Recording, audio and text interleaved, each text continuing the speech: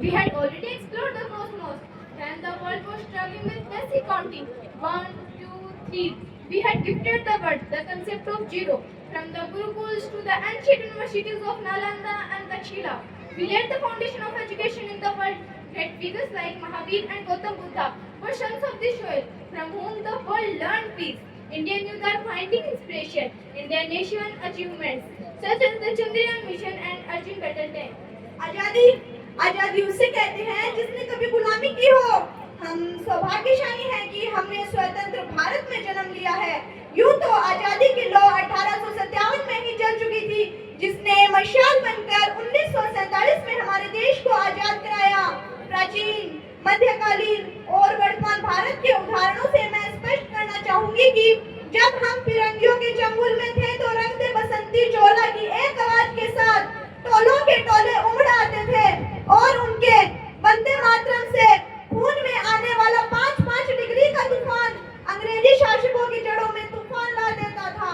लोग मर जाते थे, मिट जाते थे, फांसी पे चढ़ जाते थे, तब भी वे अपनी देशभक्ति साबित कर रहे होते थे, क्योंकि यह उस दौर की देशभक्ति की कसौटी थी। In recent years, youth have launched over 1 lakh startups, contributing to Atmanirbhar Bharat. India now ranks 40th in the race for progress. We are compromising our environment, our forest, air and resources.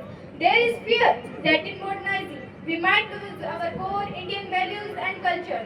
62, 65, 71 और 99 के युद्धों में अपना सुहाग गवा देने वाली औरत जब घर के हालात यह हो जाया करते थे कि प्यार भी भरपूर गया, मांग का सिंदूर गया, कि प्यार भी भरपूर गया, मांग का सिंदूर गया, नन्हे नौनिहालों की लंगोटियां चली गई, छोटी छोटी बेटियों की चोटियां चली गई, बाप की कमाई गई, भाई की पढ़ाई गई, ऐसा एक विस्फोट हुआ, पता ही नहीं चला, पूरे जिस्म की कई बॉडियां चली गई।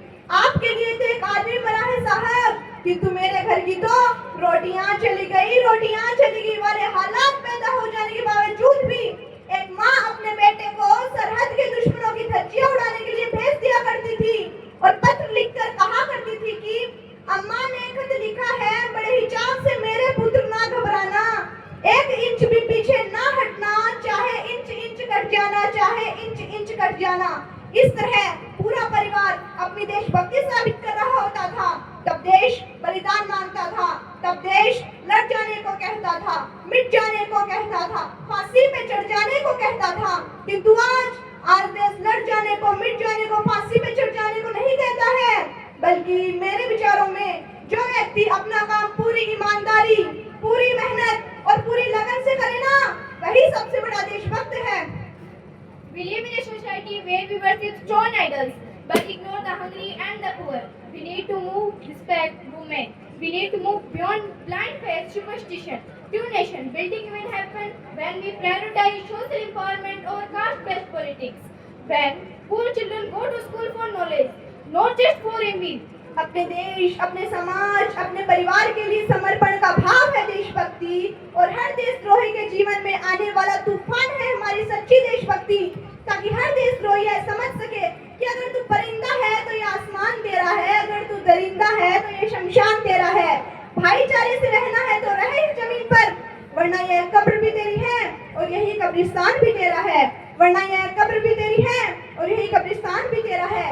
एक देशद्रोही से ज्यादा देशभक्ति आहत तब होती है जब एक बेटा अपने बूढ़े माँ बाप को वृद्धाश्रम की चौखट पर छोड़ आता है, कराही उठती है।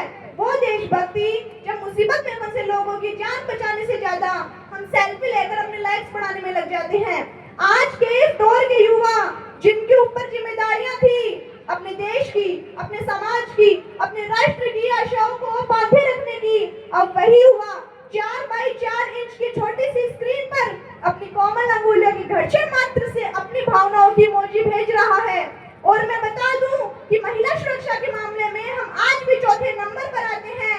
हम ना एक ऐसे समाज में जीते हैं जहां पत्थर की मूरत को लगते हैं 56 भोग और भूखे नंगे तड़पते सो जाते हैं लोग, और भूखे नंगे तड़पते सो जाते हैं लोग। I, being an Indian, I, being a student, I, being a simple daughter of this motherland, feel proud to be an Indian, and I salute every soldier, policeman, administrator, and farmer who performs their duty with integrity. And my nation building, not just government's responsibility, it is ours. My Hindustan was great, is great, and will remain great. With high spirits, one day even our neighbors acknowledge it, for our land is the best in the world. परंतु एक वैचारिक बीमारी मुझे अपने समाज में आज भी नजर आती है। कहा जाता है कि हम दुनिया के सबसे बड़े लोकतंत्र हैं, जहां हिंदू पैदा होते हैं, मुस्लिम पैदा होते हैं, सिख और ईसाई भी पैदा होते हैं, लेकिन बदकिस्मती है कि अब इंसान पैदा नहीं होते। और मेरे विचारों में ना हिंदू की जरूरत है, ना मुसलमान की जरूरत है, बल्कि राष्ट्र निर्माण के लिए तो केवल एक अच्छे इंसान की जरूरत है, केवल एक अच्छे इंसान की जरूरत है। जरा सोच कर देखिए, ये पेड़ पौधे और उनकी शाखाएं भी परेशान हो जाएंगी जब परिंदे भी हिंदू और मुसलमान हो जाएंगे। इस तरह की गजब की बीमारियां हैं, और इन बीमारियों की जड़ है ना, वो है हमारा अंधविश्वास। और मेरे विचारों में हमारा राष्ट्र निर्माण तब संभव होगा जब इस देश की महिलाओं की पूजा नहीं, उनकी इज्जत की जाएगी। राष्ट्र निर्माण तब संभव होगा जब जाति का आरक्षण नहीं, बल्कि सामाजिक शक्तिकरण पर बात करेंगे। राष्ट्र निर्माण तब संभव होगा जब केवल सरकार ही नहीं, सड़क पर चलने वाला हर एक नागरिक हाथ बटाएगा, स्वच्छ भारत स्वस्थ भारत को दिल से अपनाएगा।